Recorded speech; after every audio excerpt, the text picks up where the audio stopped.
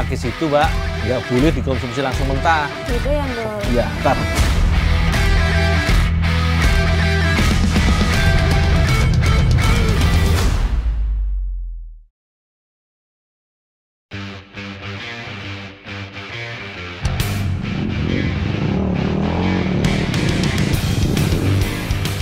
Masih gak bisa jauh dari alam. Hobiku yang baru ini dijamin super seru. Kali ini, wilayah perkebunan Bayu Kidul di Desa Sumber Harum, Banyuwangi, Jawa Timur yang mau kami jelajahi.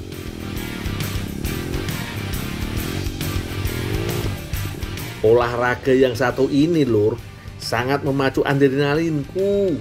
Mengendalikan motor bertenaga besar di alam liar jelas sangat menantang. Apalagi jalur yang kami lewati terbilang cukup ekstrim, menanjak melewati bebatuan sampai menuruni licinnya tanah yang basah. Asik banget, Lur. Terjatuh dan hampir saling bersenggolan sudah pasti bakal kejadian. Yang terpenting, kami harus kompak dan saling menjaga keselamatan, Lur. Waduh, pas lagi seru-serunya, motorku malah mendadak ngadat iki, Lur. Piye toh? Nyapa, Ndul? Macet, Mbak, gak mau hidup. Piye terusan iki, Ndul? Iya, Pak, tolong di upakara didandani ya, Pak ya. Iya wes. Ini teman-teman lapar dari tadi terabas. Wis lah, kelihatannya emang harus istirahat dulu. Kebetulan dari pagi aku dan teman-teman belum ketemu nasi. Ayo, Ndul. Yuk. Tolong ya, Pak ya. Baik, teman-teman, dibang ya.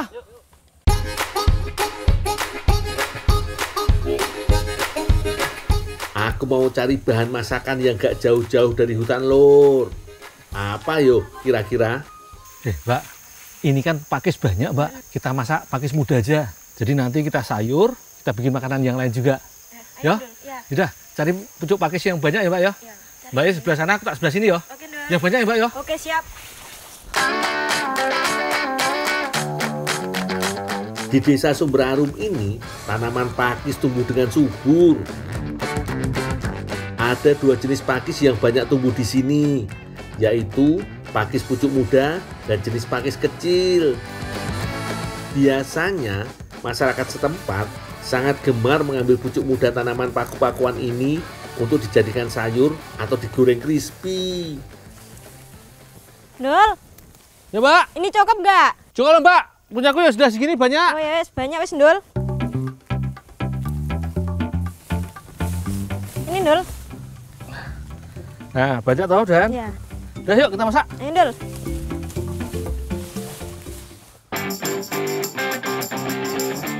Biar bisa dinikmati beramai-ramai, aku dan Mbak Latifah bakal masak dengan porsi besar.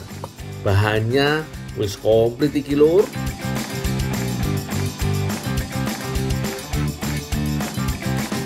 Aku urus pakisnya, sedang Mbak Latifah bagian perbumbuan. Gak nyangka aku, Lur, Mbak Latifah yang canggih di atas motor ternyata pintar juga meracik bumbu. Bawang, kemiri, rawit, lada, ketumbar, cabai merah, kunyit dan jahe semua diulek sampai halus. Sementara pucuk muda pakisnya aku potong kecil-kecil supaya lebih mudah disantap. Rencananya sebagian potongan pakis mau aku olah menjadi bola-bola kentang. Sementara sebagian lagi dimasak bersama kuah santan. Ndul, ini udah ya buat bola-bolanya? Sebentar, Mbak. Kalau pakis itu, Mbak, nggak boleh dikonsumsi langsung mentah. Gitu ya, Ndul? Iya, ntar. Harus siram dulu ya, Mbak ya. Iya. Sebagai tumbuhan hutan, pakis memang tidak disarankan untuk disantap mentah, Lur. Dah, nanti tunggu sebentar, nanti tinggal dicampurin. Supaya lebih aman, sebelum diolah, pakis harus direndam di air panas, yo, Lur. Kalau pengolahannya tepat, pakis sangat berkhasiat buat kesehatan, Lur. Sekarang lanjut bikin adonannya. Campur pakis dengan kentang yang sudah halus. Tambahkan juga telur, terigu, dan lada bubuk. Jangan lupa tambahan pewarna makanannya yo. Udah Mbak? Udah campur? Udah. Terus ini gimana? Buatin gula-gula dulu. Oke. Tenang, Mbak. Aku bantu ngebentuk bola-bola kentangnya. Sengaja aku bentuk seukuran bakso biar dapat banyak, Lur. Jadi semua bakal kebagian. Mbak, tak goreng dulu ya bola-bola kentang pakisnya. Oh iya, Ndol, tak beresin ini dulu ya. Oh iya ya.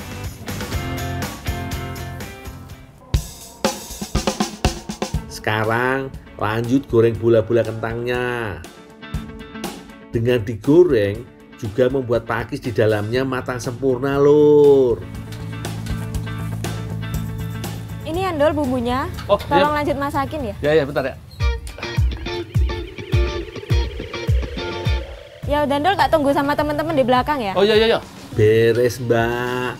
Urusan masak, yo biar aku lanjut aja.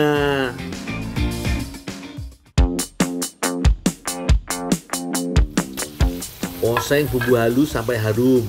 Kalau sudah, masukkan pakis di awal supaya matangnya sempurna. Lanjut, tuang santannya. Sekalian tuang juga airnya. Untuk pelengkapnya, tambahkan telur puyuh rebus. Jangan lupa masukkan bola-bola kentangnya yo. Terakhir, masukkan potongan tempe biar makin komplit gizinya. Sip, Lur. Tinggal masak sampai kuahnya mendidih dan pakisnya sudah empuk. Wah, ini sih bener-bener lauk makan yang bikin boros nasi, Lur. Ya tak duluan ya. Yang paling enak, yo makan rame-rame. Apalagi bareng teman sefrekuensi. Sama-sama hobi motoran. Sama-sama perutnya sudah kelaparan. Tapi asli, Lur, sayur pakis bola kentang buatanku dan Mbak Latifah emang juara banget. Pedes gurih kuahnya bikin nagih. Segarnya pakis yang dipetik langsung dari hutan juga punya kenikmatan gak ada lawan, Lur. Ditambah lagi ada bola-bola kentang yang enaknya kebangetan. Jos gandos, Lur.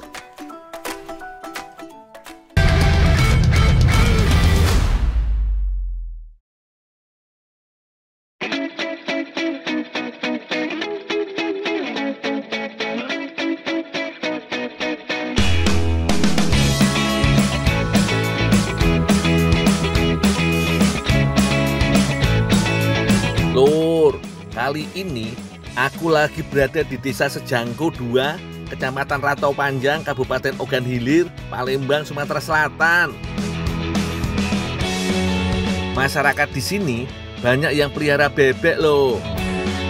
Kandang bebeknya berada di kolong rumah panggung, Lur. Unik ya? Oh iya, sekalian aku ambil telurnya. Bebek yang diternakkan di sini berjenis Mojosari. Ini jenis bebek petelur yang unggul loh, Lur. Meskipun tubuh bebek Mojosari tidak sebesar bebek petelur lainnya, tapi mampu menghasilkan telur yang cukup besar. Rencananya, aku mau masak olahan unik dan legendaris dari Palembang berbahan telur bebek. Penasaran toh apa itu? Aku cuci dulu telur bebeknya yo. Bakteri yang menempel di cangkang telur harus dihilangkan sebelum diolah dan dikonsumsi. Hari ini, aku mau olah telur bebek ini menjadi telokan.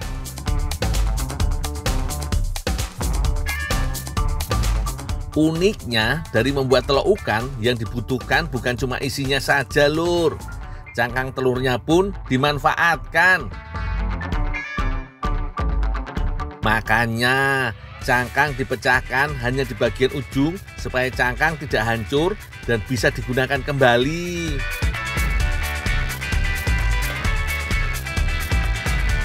Bu, ini telurnya udah siap, Bu? Oh ya, sudah. Ini baru kerja kelapa sama pandan. Oh, diparut.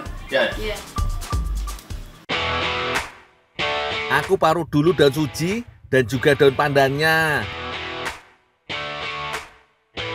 Dibandingkan jenis telur lain, telur bebek ini lebih amis, Lur. Itu karena kandungan proteinnya yang tinggi. Makanya butuh tambahan daun suji dan daun pandan untuk mengurangi bau amisnya.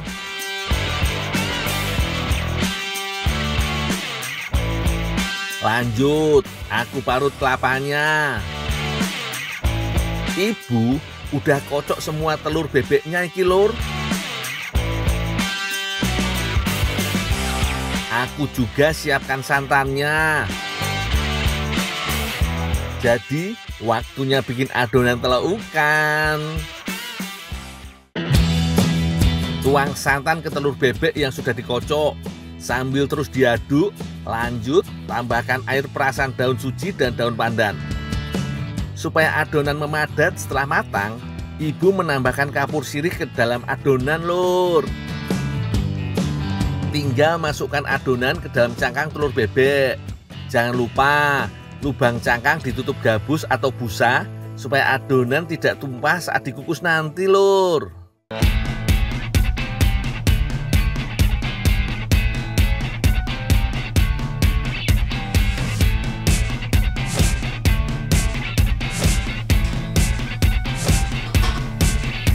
Kukus adonannya butuh teknik khusus ini, Lur. Supaya telurnya tidak jatuh, jadi harus dialasi ampas kelapa seperti ini. Selain itu, panci kukusnya tidak boleh ditutup rapat, karena uap panas di dalam panci yang tertutup rapat bisa membuat adonan meluber keluar.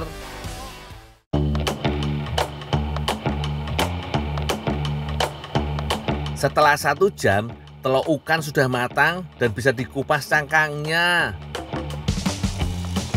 Lur, masyarakat di sini biasa masak telokan dengan bumbu pindang. Yang khas dari masakan pindang Palembang adalah rasanya yang asam dan segar. Itu karena ada tambahan buah nanas, Lur. Bu Yanti yang kebagian ulek bumbunya. Cabai, bawang merah, dan bawang putih pasti ada. Calo atau terasi basah juga bahan wajib pindang khas Palembang, Lur.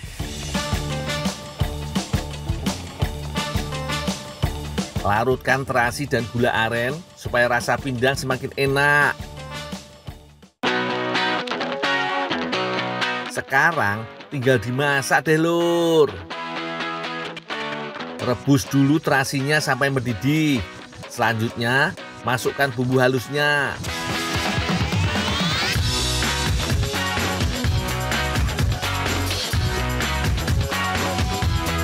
Lanjut, masukkan telokan yang sudah dikupas cangkangnya. Jangan lupa nanasnya juga, yo. Potongan tomat serta daun bawang dimasukkan paling akhir, yo. Tekstur telokan yang lembut pas banget dinikmati dengan bumbu pindang yang asam dan segar.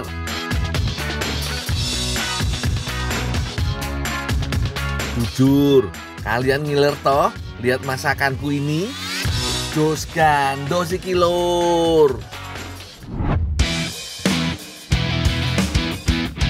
Lur, coba sebutkan makanan khas Palembang yang kalian tahu. Kalau jawabannya pempek, umum banget, Lur. Kalau kue ragit, udah tahu belum lur? Ragit adalah kue khas Palembang yang punya bentuk unik seperti jaring dan biasa dimakan bersama kuah kari. Daun yang aku petik ini salah satu bahan wajib untuk kuah karinya. Namanya daun salam kojo. Karena digunakan sebagai bumbu masakan kari, daun ini dikenal juga dengan nama daun kari. Di Palembang dan beberapa wilayah Sumatera, pohon kari ini biasa tumbuh di pekarangan rumah. Bentuk daunnya mirip daun salam yo, meski ukurannya sedikit lebih kecil.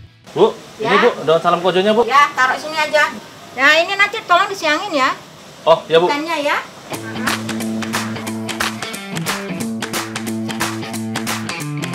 Oh iya, daun kari atau salam kojo juga umum digunakan sebagai bumbu masakan di negara India lur.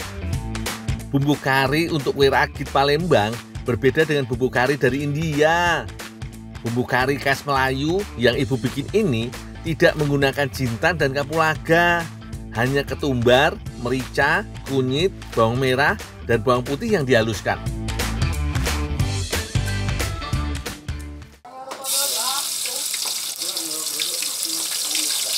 Sekarang lanjut tumis bumbu kari dan cabai hijau sebagai penambah rasa pedas. Untuk mendapatkan bumbu kari yang berlemak, minyak untuk menumisnya cukup banyak iki lur. Setelah bumbu harum, masukkan daun salam kojonya. Daun ini mudah sekali layu dan aromanya akan berkurang bila mengering. Bu, ini Bu, ikan gabusnya udah siap. Ya, makasih ya, Dul. Kari Palembang biasa dimasak dengan ikan gabus, bukan dengan ayam ataupun daging.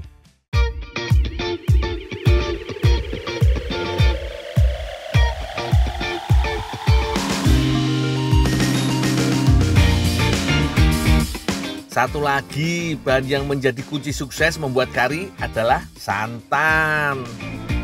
Santan jadi bahan yang ditambahkan paling akhir. Selanjutnya tinggal masak sampai kari matang.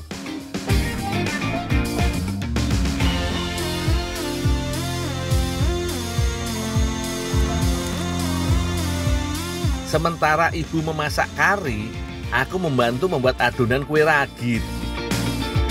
Campurkan telur ayam, bubuk kunyit sebagai pewarna alami, dan juga tepung terigu.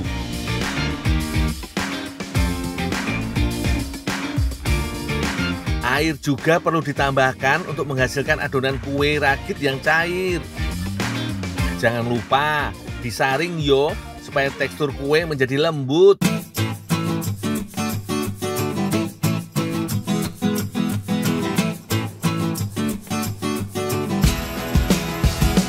Ini cara matangkan adonannya lur. Dituang acak ke wajan datar sampai bentuknya menyerupai jala. Makanya kue ragit disebut juga kue jala. Gak usah nunggu sampai kecoklatan lur. Langsung angkat dan lipat kue ragit seperti ini. Kue ragit yang lembut dimakan bersama kari yang gurih pedas dan beraroma kuat. Beuh, enaknya gak ada lawan.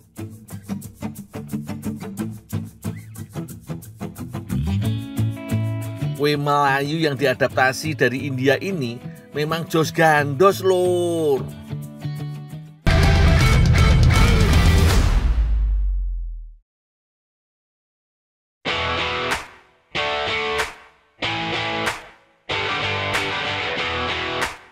Semangat lur.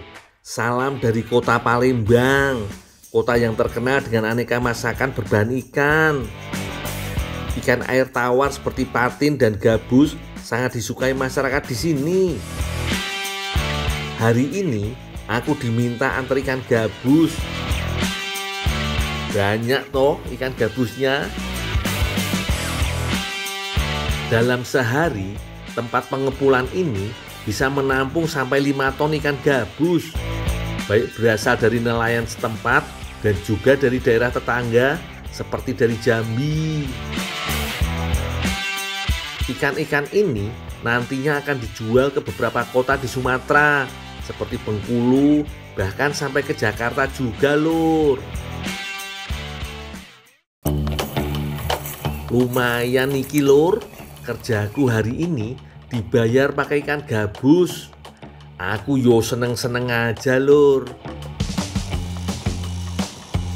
Oh iya, Lur, masakan berbahan ikan di Palembang bukan cuma pempek dan pindang loh. Ada juga sate ikan. Ikan gabus dipilih jadi bahan utamanya karena punya tekstur daging yang padat dan kenyal seperti ikan tenggiri.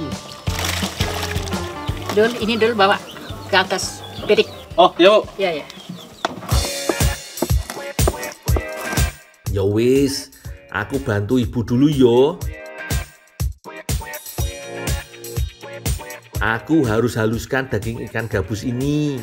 Nggak perlu pakai alat giling, Lur. Cukup digiles pakai mangkuk yang berlubang di bagian tengahnya.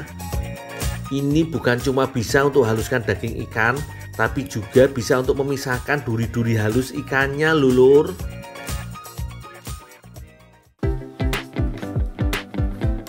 Kalau biasanya sate dibuat hanya dari adonan daging berbumbu, berbeda dengan sate ikan gabus khas Palembang ini, Lur. Ada campuran labu siam di dalam adonannya, loh. Setelah dikupas, parut labu siamnya.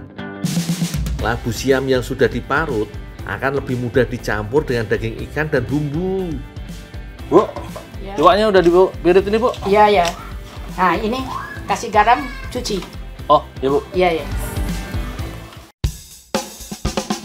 Sebelum diolah, getah di labu siam harus dihilangkan dulu, Lur. Caranya dengan menambahkan garam, lalu remas-remas seperti ini. Buang getahnya, sembari cuci labu siam dengan air mengalir. Sementara aku mencuci labu siam, Ibu Laila menyiapkan bumbu halusnya. Ulek bawang merah, bawang putih, ketumbar, dan merica sampai halus.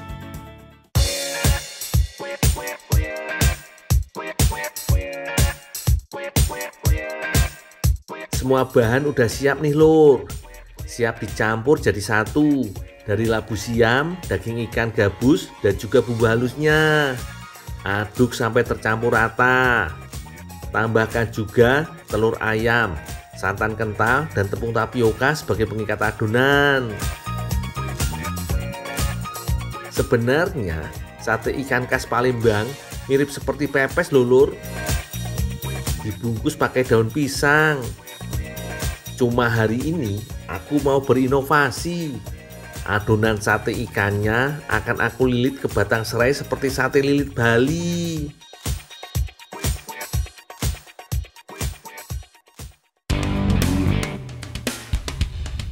Sekarang tinggal bakar sate ikan gabusnya. Tusukan dari batang serai ini bisa menambah aroma harum satenya, lho, Lur. Nyampe ke rumah kalian gak aromanya?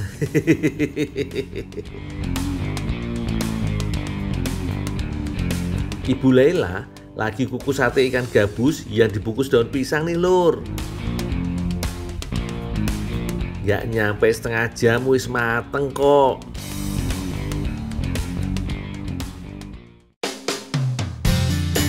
Jadi ada dua pilihan nih, Lur. Sate ikan gabus yang dibakar ala si gundul dan sate ikan gabus yang dikukus ala masyarakat Palembang. Keduanya wajib dicoba dibikin di rumah, Lur. Rasanya yo cus gandos yo.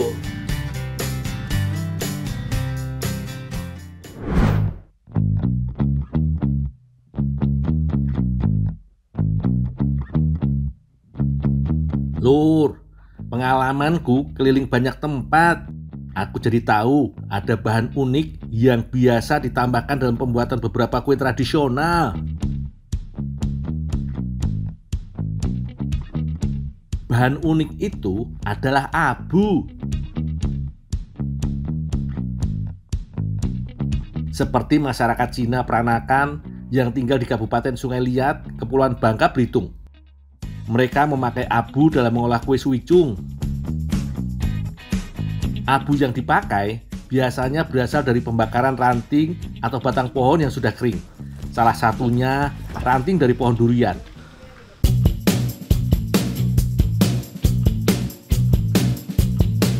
Bakar ranting durian sampai menjadi abu.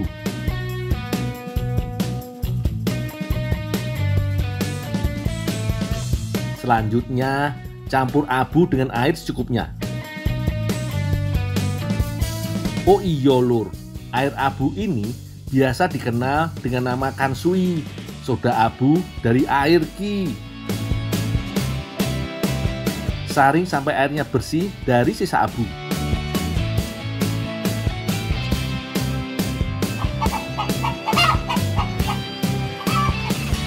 Bu, ini air abunya udah siap, Bu? Ya, taruh sini dulu.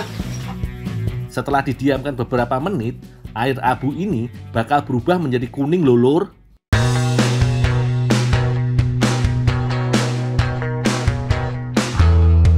Kue suicung dibikin oleh masyarakat Cina Peranakan di Bangka dengan resep turun-temurun.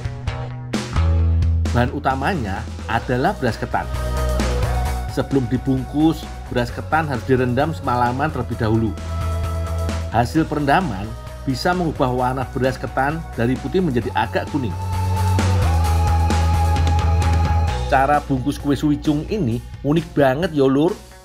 Sengaja diikat begini biar gampang saat direbus.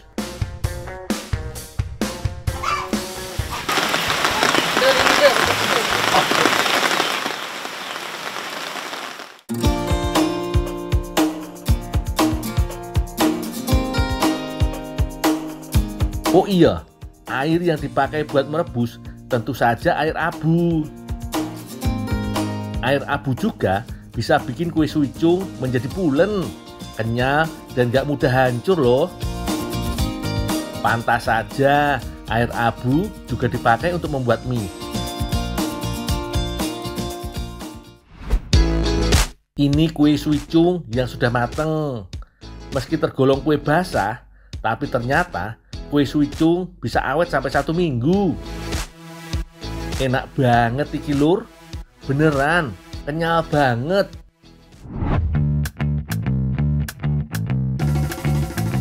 Nah, kalau kue suicung pakai abu dari ranting durian, kalau makanan yang ini pakai abu dari merang. Merang adalah batang padi kering yang bebas dari sekam dan daun padi. Abu merang sudah dimanfaatkan dari zaman dulu sebagai pewarna alami. Tapi memang biasanya yang memanfaatkannya hanya masyarakat di desa, seperti di Desa Anglik, Kecamatan Grapak, Purworejo, Jawa Tengah. Abu merang harus dihaluskan dan lanjut diayak supaya dapat tekstur yang sangat halus.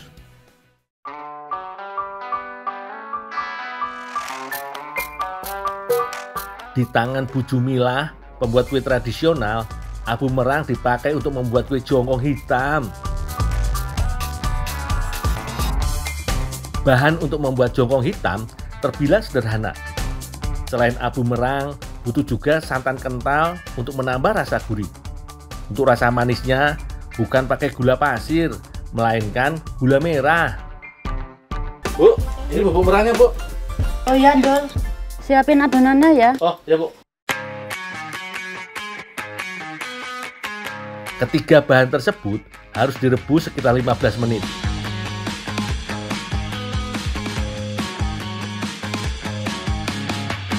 Adonan utama jongkong hitam adalah tepung beras ketan dan terigu. Tuang air secukupnya, lalu aduk-aduk pakai tangan kosong.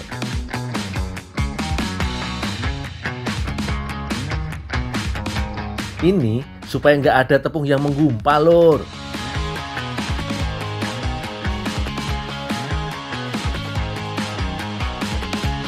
Lanjut, masukkan rebusan gula merah, santan, dan abu merang yang sudah matang.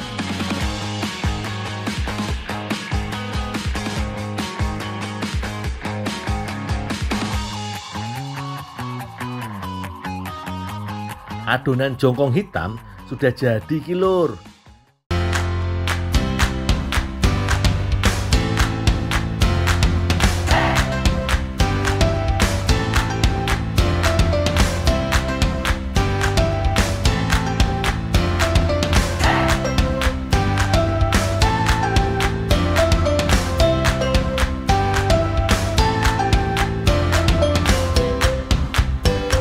Pindahkan ke ceret supaya gampang menuangkan adonan ke cetakan. Uniknya, mematangkan adonannya harus lapis demi lapis. Lapisan pertama dikukus selama 5 menit. Setelah 5 menit, tuang kembali adonan jongkong di atasnya. Begitu seterusnya sampai 6 lapis.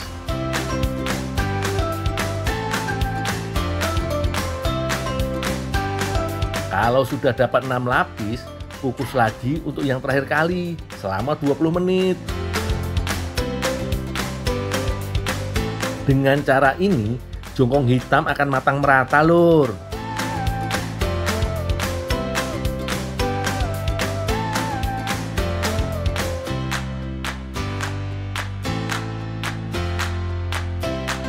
Untuk rasanya, jangan ditanya toh.